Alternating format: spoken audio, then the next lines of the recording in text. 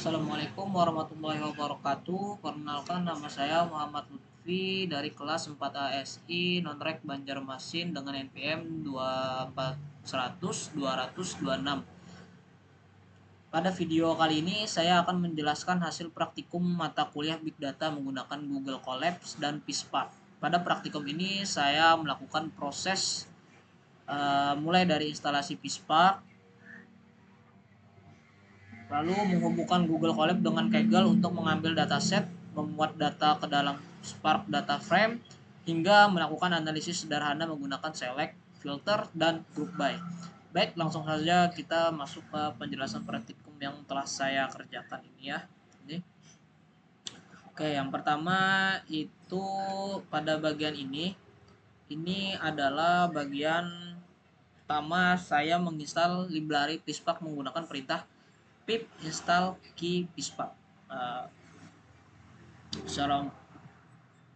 Setelah library terpasang, seluruh fungsi Spark dapat digunakan untuk mengolah data Big Data.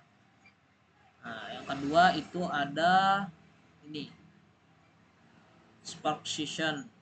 Selanjutnya saya membuat Spark Session, yaitu titik awal untuk menjalankan Apache yang ini. Kalau ini tadi kan buat install PISPARK-nya, ini Spark Session-nya untuk titik awal menjalankan Apache Spark. Saya juga menggunakan lokal.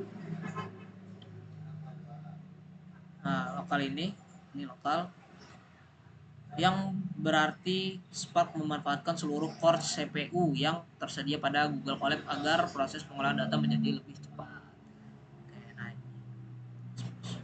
Nah, lalu kemudian saya menghubungkan Google Colab dengan Kaggle menggunakan API token berupa file Kaggle JSON. Tujuannya agar dataset dapat diunduh langsung dari Kaggle tanpa perlu mengunduh secara manual. Di bagian sini tadi ya. Nah, ini. Nah, cp Kaggle JSON. Di situ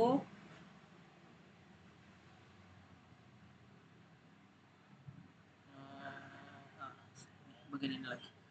Nah, setelah dataset berhasil diunduh, data dimuat ke dalam Spark Data Frame menggunakan fungsi load dataset. Nah, ini fungsi load datasetnya. Fungsi ini dapat membaca file CSV maupun Excel sehingga lebih fleksibel ketika digunakan pada dataset yang berbeda. Begini.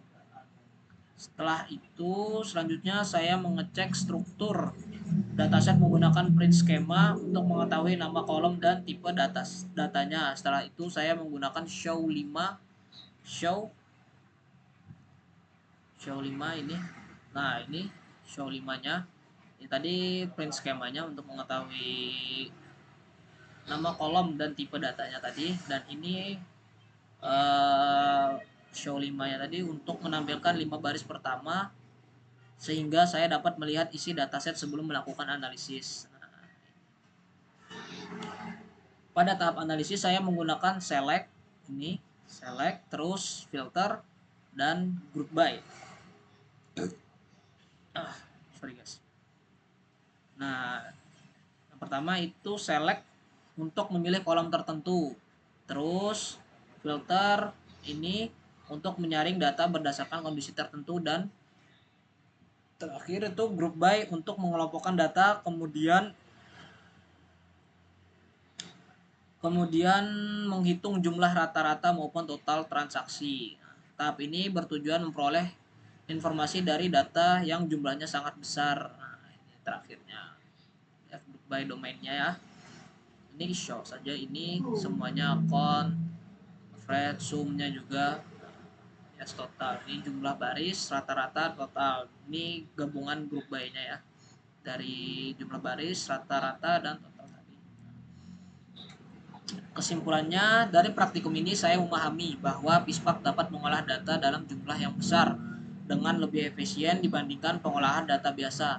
Selain itu, saya juga memahami alur kerja mulai dari instalasi, mengambil dataset dari Kaggle, memuat data ke Spark, hingga melakukan transformasi dan agregasi data. Sekian video dari saya. Wassalamualaikum warahmatullahi wabarakatuh.